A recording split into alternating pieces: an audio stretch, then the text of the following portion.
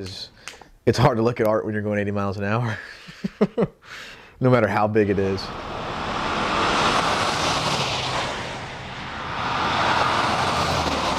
I think that there's a very long tradition of artists not following the norms and rules of society and so on.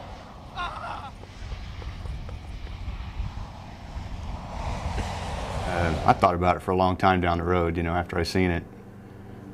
But I thought when I first looked at it, it's a big metal sign, you know. So I didn't really know what it was, you know.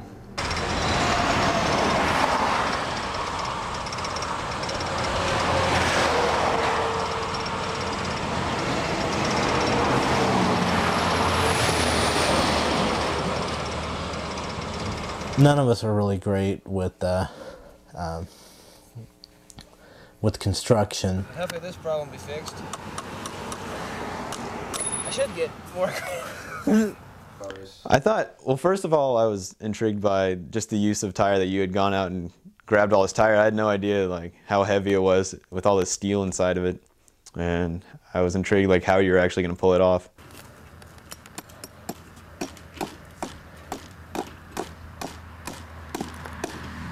It was something that got put out there for people to see and hopefully appreciate and walk away with it when, you know, what they would. That's what art's about. You're putting information out there, and you know, people will take it as they will. It was a good journey. That's the main thing, is the journey. It's a good personal journey. I started out as a naive child. By the time I got back, I was a seasoned man.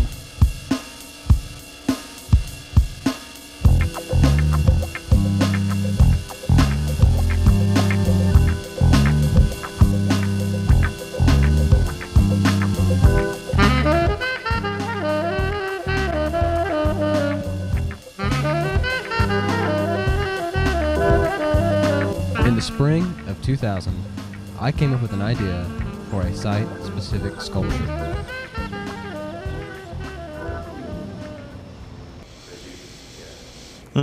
Just kind of a mediator and somebody to help you focus on some of the, first of all, the conceptual things, to try and refine that a little bit, and then to help you with the practical aspects of making it work, you know. And I can't remember exactly what I told you in that respect, but I do recall that we had some discussions that I think led to it being a more stable and easily installed sculpture object than it might otherwise have been. So both, you know, conceptual and practical is what the role is for me, I think. Well, I helped out because, well, Jeff is a good friend of mine, and he's helped me before, and I thought it was an interesting project. It was a lot of fun, and it sounded like it was going to be a fairly raucous and rowdy approach to artwork, which is, you know, a lot of people think of artwork as being very calm and studio oriented and stuff like that, and there's no reason for it to be like that. It's just been, a lot of people don't consider the other other avenues that you can take with self-expression and expression of ideas. So it was a nice little experiment in getting art out in people's faces where they may not want it. What you could call harmless but not permitted work is a valid way for an artist to work. I know it's a project that that one day, you know, I'd tell my kids about, or maybe my grandkids, or whatever. It's just one of those experiences that I had never heard of before, like being done. You know, it definitely intrigued me. You don't hear of original ideas very much. I remember just the initial ideas that we had. I thought, I'd been working at a lumberyard, so I had a pretty good knowledge of woods and stuff that we could use. And I think I suggested to get a big 4x4 post, first of all, just to start off with, something we could stick in the ground that would be sturdy, hold the thing up. The whole use of tire, that's what interested me about the project, was the use of tire and I mean, it was an interesting subject. I mean, interesting material to work with, and I knew it was going to be heavy, so we need something that would hold it up. I was involved with the collecting of the tire and moving of materials and stuff from Home Depot, and we rolled up to I got a truck, so I was the driver, so we broke it down like that, and we decided that we wanted to collect it from the highway, that we wanted the raw rugged material, and that was Jeffrey's real intention with using the tire rubber. It was that he wanted it to be road worn and something that had actually, you know, like there had been some history with it on Oklahoma highways. So that's what we did. We just rolled up and down the highways down to the border. I was spotting, and I was driving and spotting down the highway, and we'd stop, like pull off the highway whenever we found something, and if it was really big or if there was a whole bunch, we'd both jump out, and Jeffrey did a lot of the collecting himself, and I mean, he was prepared. He came with gloves. I wasn't prepared. I didn't have gloves.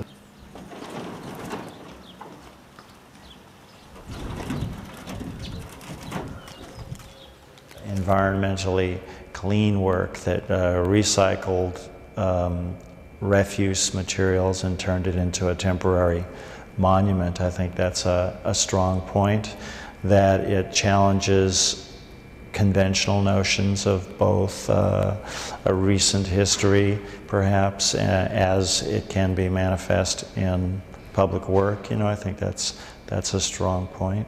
Someone suggested chicken wire, I remember, to use that, and that was interesting.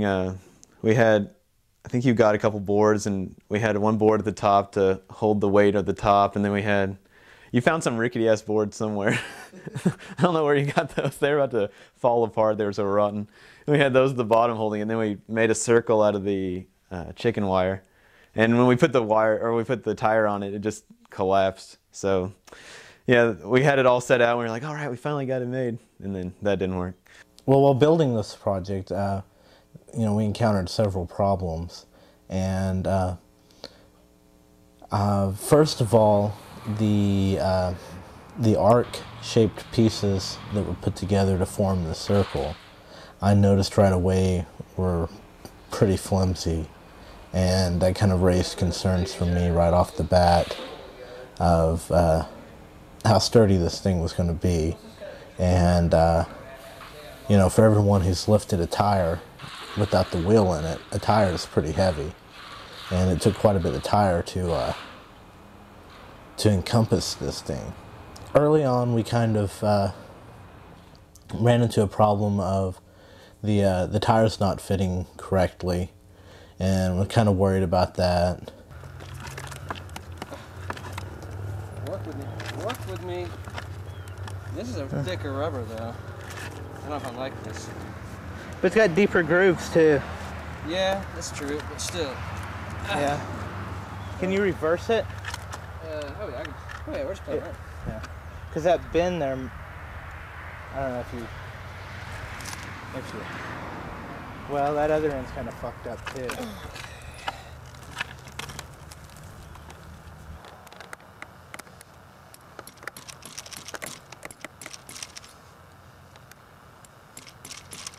It's another one of those hard spots.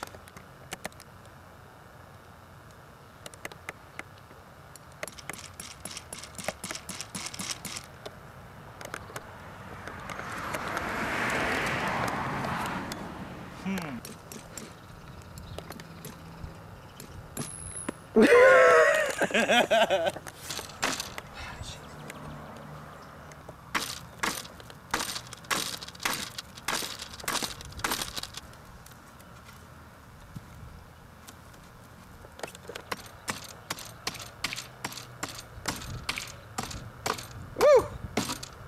Talking to daddy, talking to daddy, talking to daddy.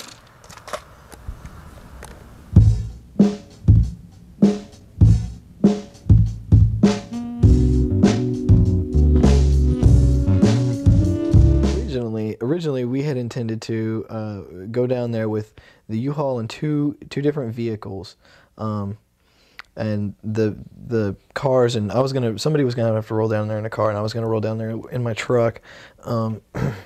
I had a cell phone at the time, and we knew some other cats that had cell phones that were going to be going with us. So we were basically going to have a crew in the U-Haul that was going to actually do the planning and the photo documentary stuff and shoot pictures and film and things like that. I was going to park my car about 5 or 10 miles before the truck actually got to the location, the planning site. The other car was going to roll up the highway about another 5-10 miles, whatever the next exit, and pull off the highway. And basically we were just going to be lookouts to give the guys in the middle some time to get away if any kind of highway patrol rolled up or down the highway. So we figured we'd plant one person on one side of the highway and my truck on the other side. That way we'd have both roads covered, so we'd know if any highway patrol was coming or going. I never really developed a reason for myself what the significance of the state border was, and you know, everybody kind of had their own opinion, and I listened to their opinions, and you know, didn't shun them for any reasons, because, you know, it's art and everybody takes it for what they want it to be. I had managed to get myself into some trouble with the law about a week prior to that. Like I had just about gotten incarcerated, almost ended up in jail, and Jeffrey Smith decided that if I was on this little mission, and they were running IDs or something like that, I'm not sure, you know, that it might cause a problem. They might decide to stop us, and whatever. It might be more of a hassle than it was worth. So.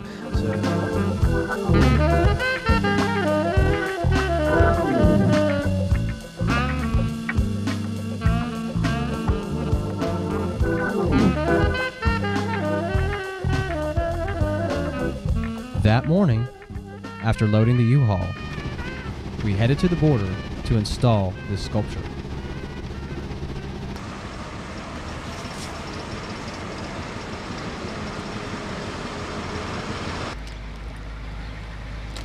You're red? Your face is all red. Your face red? Your face is red too. My eyes are red. I just get flushed after sex. I didn't really have any creative input. I was just kind of there to, I was manpower. You're manpower? Yeah. I was muscle and, you know, stuff like that. Just monkey work.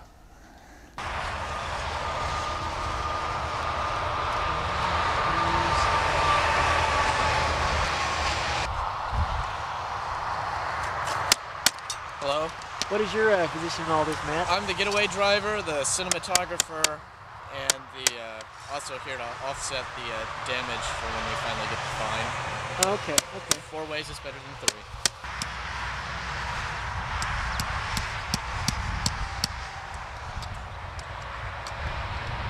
So Johnny, what are you doing? Well, I'm attaching the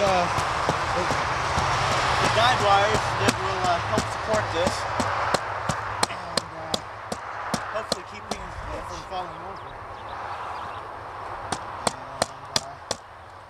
And after that, I'm going to start working on the cement, which will hopefully also keep it from falling over. Our main goal here is to keep it from falling over. I helped set it up. I dug the hole. You know, we used 4 guide wires coming out and a few bags of Quikrete cement.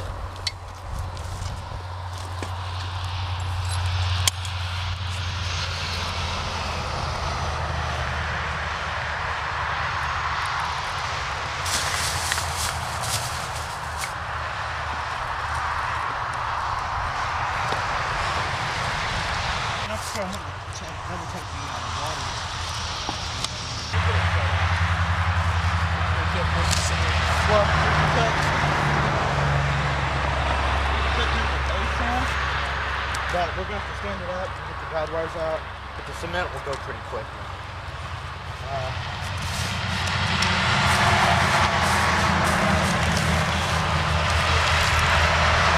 David and Matt were kind of panicky when we were setting it up. They were like all afraid that they were going to get thrown in prison for the rest of their lives or something like that. And, you know, I'm just like, whatever.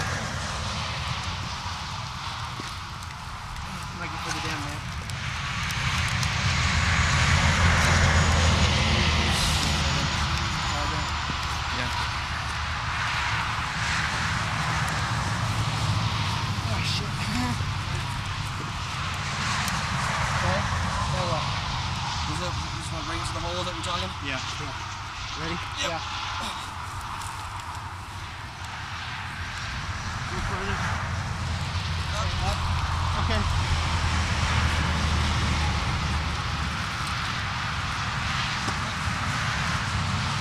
Yeah.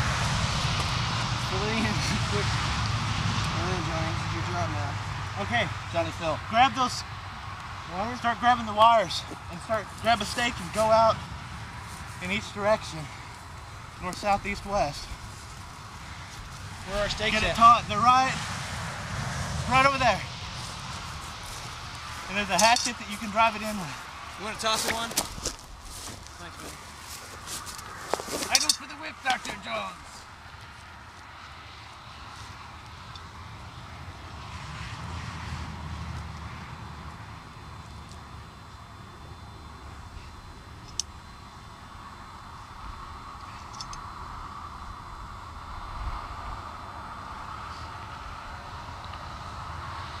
I didn't realize how big the piece was. I mean, it's really, really big.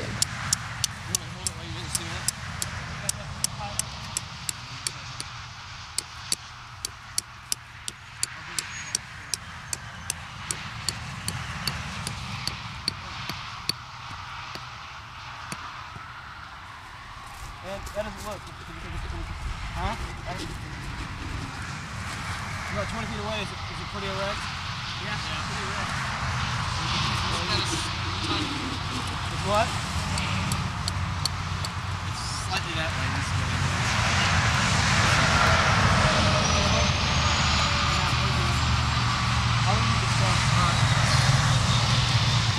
This better? Don't pull anywhere. This line's broken. Is that better though? It looks, yeah. We check it for. That's good. Good. And so while we were trying to mix the Quikrete, somebody like threw in extra water, and we almost had like too much water compared to the amount of concrete we had. I didn't say anything at the time, but I was really wondering how that was going to affect its longevity.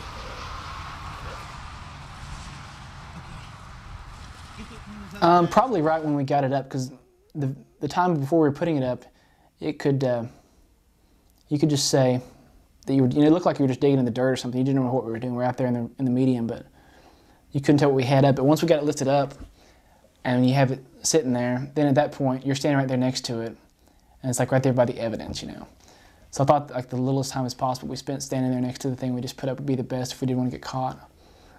You know, so that was probably the most nervous I'd been. And me and Matt were like, we're ready to get the hell out of there after we got it up, you know. Part of me even kind of thought it would have been cool because then I could have been arrested for art, you know, for something that wasn't hurting anyone, something that was not really a crime. Actually, arrest never crossed my mind.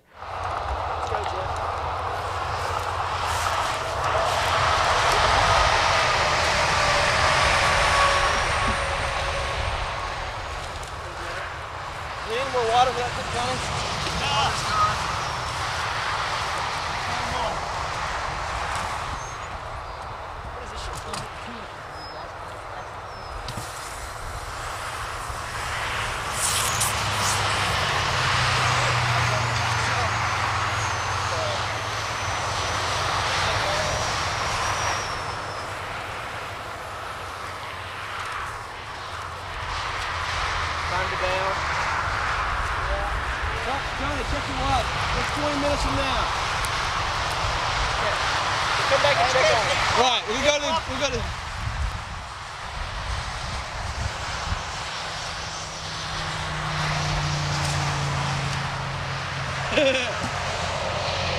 after setting up the peace symbol, we went to this adult video store. Everyone was really excited about going in and buying them, you know, new material to work with. And well, I really had to pee, and I was dirty from digging the hole and mixing the cement by hand. So I thought they were decent people to let me use their bathroom to clean up, even though I didn't buy any of their merchandise. And I don't think they even let me use the bathroom. Can you imagine that?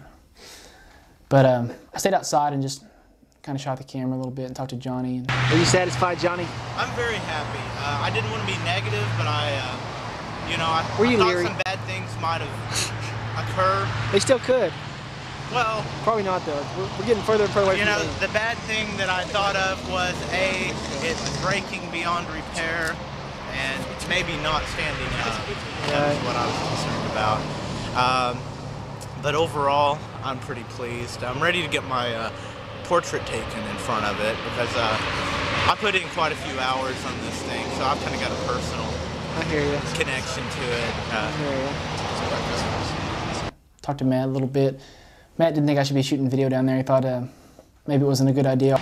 You probably shouldn't be filming as much because people sometimes sneak into these places. Oh, good point. We were tired.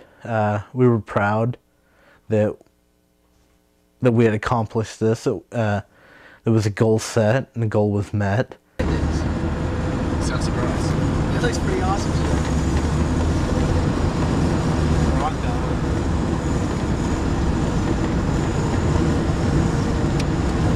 I thought it was cool that just the position in the medium of the highway was really interesting because it allowed for more people to see it.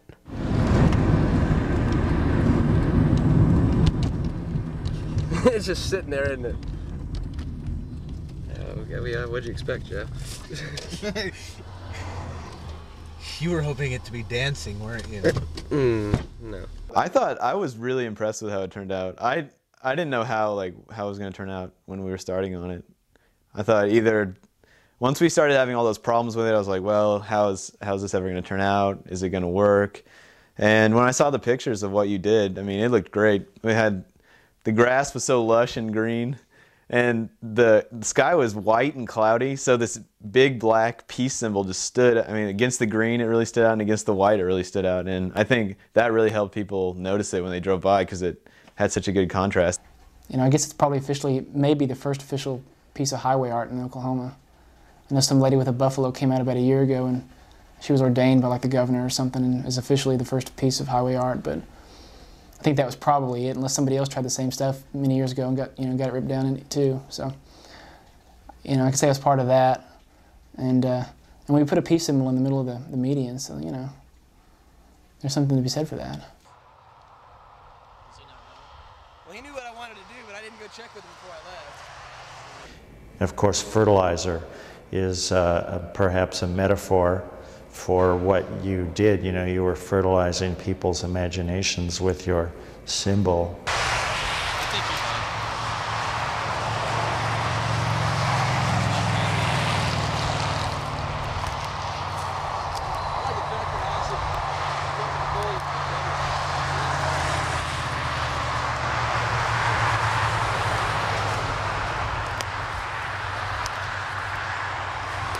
Most public art is somehow a representation either of history or of a kind of cultural view. And I think of some European philosopher, I can't remember their name, said history is written by the victorious. And so I think that most public art is, or has been anyway, certainly for centuries until recently, has been a representation of notions of victorious history.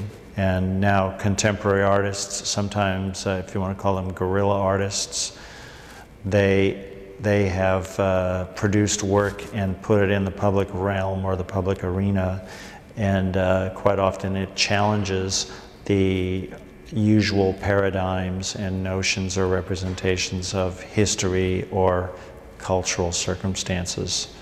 And so to some extent, your peace symbol does that, I think. Does it both, one as representing something to do with the history of hippies, and it also does it as a representation of a different kind of contemporary public art, and that it's ephemeral, temporary in nature for the most part. Even if it was left unharmed, it probably would only last a couple or a few years before it would start to fall apart, unlike bronze works. And also the idea of public art can be, rather than a fixed, heavy, monumental bronze costing thousands of dollars and being cast and then put up on a stone pedestal that sort of diminishes the significance of the humans who walk beneath it. That's one way of, has been one way that public art has manifested itself, but then something like yours is more likely to be temporary in its physical nature and then live on as a monumental memory.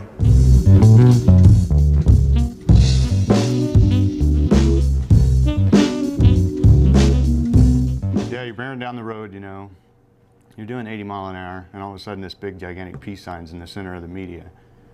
And yeah, it kind of took me by surprise, you know.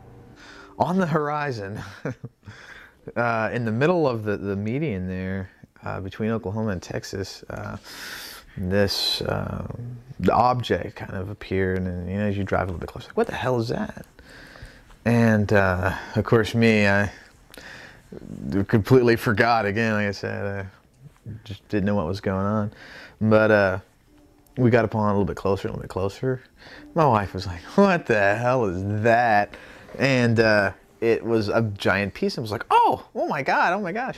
Like, that's Jeffrey's art thing, his little project he was working on. It's like, wow, it's great to see that he got that done. So I thought it was really cool. You know, I was kind of slowing down and like really checking it out. And she was like, well, what is it? You know, and I go, well, I went on to explain to her that, you know, he had found all the stuff to make it out of, the materials along the side of the highway, you know, rubber tires and... You know, I thought, what the hell is that? You know, as I got closer to it and really get to make it out, then you could tell it was a peace sign. Her biggest thing was, her biggest problem with it, I should say, with it was a peace symbol. I guess if you're in school or whatever, in college or for that matter, you kind of associate the peace symbol with being a dirty hippie. I have to honestly say I've been guilty of that myself.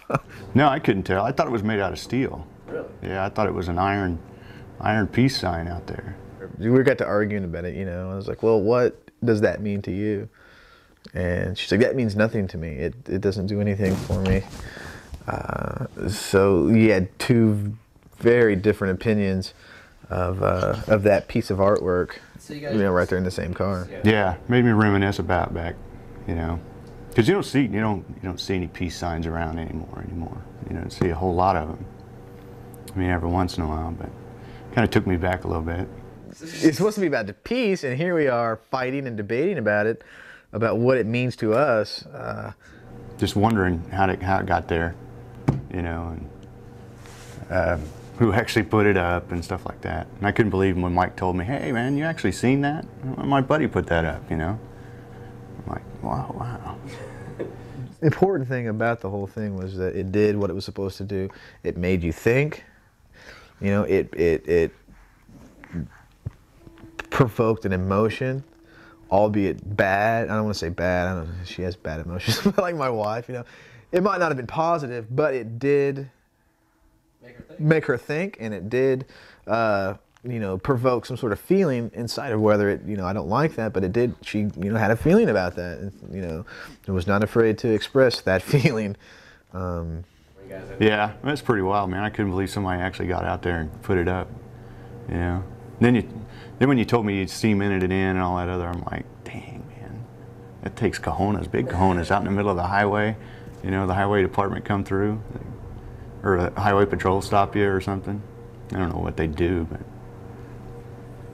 it provoked an emotion. For me, it was something like, oh, excellent. That's really cool to see, you know, Jeffrey going out there and doing it, you know. The biggest thing with the art school is people's like, man, I'm going to do this and I'm going to do that and then I'm going to do this. And they're full of shit. They're not going to do anything, man. They're not doing nothing. Jeffrey actually went out and made it happen.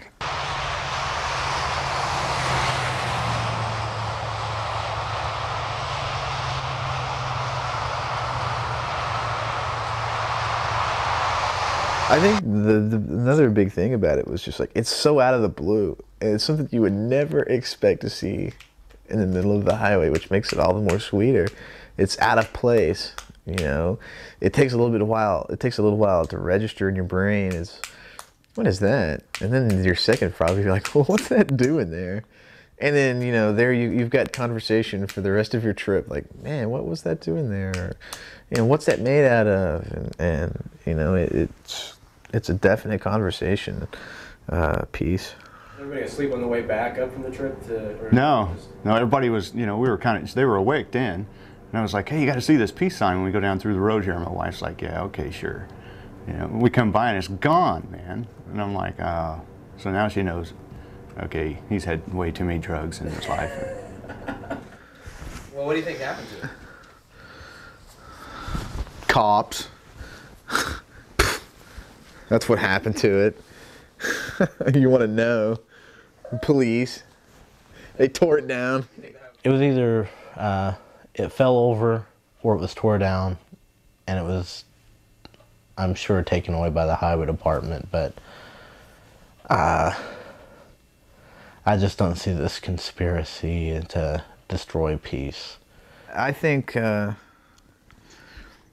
something like the peace symbol to be taken down, I'm sure it probably wasn't, you know, I'd like to be very dramatic and be like, you know, they're violently ripping it down and the peace symbol's crashing to the ground, but it probably was just quietly taken apart by some little old man. I don't know, man. Probably the highway department picked it up, took it off. That's the only thing I figure probably happened to it. I mean, if vandals would have tore it down or something, it'd still be laying around, but I figure the highway department.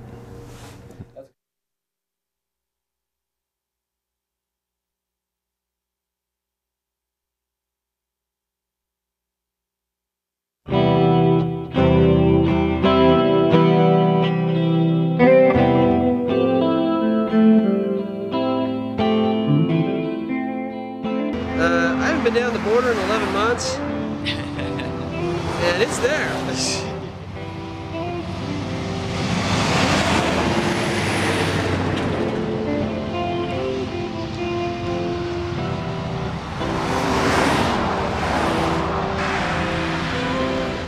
We went down to the border to check out the site and collect new material. Stopping off to reminisce, we discovered the remnants of the sculpture.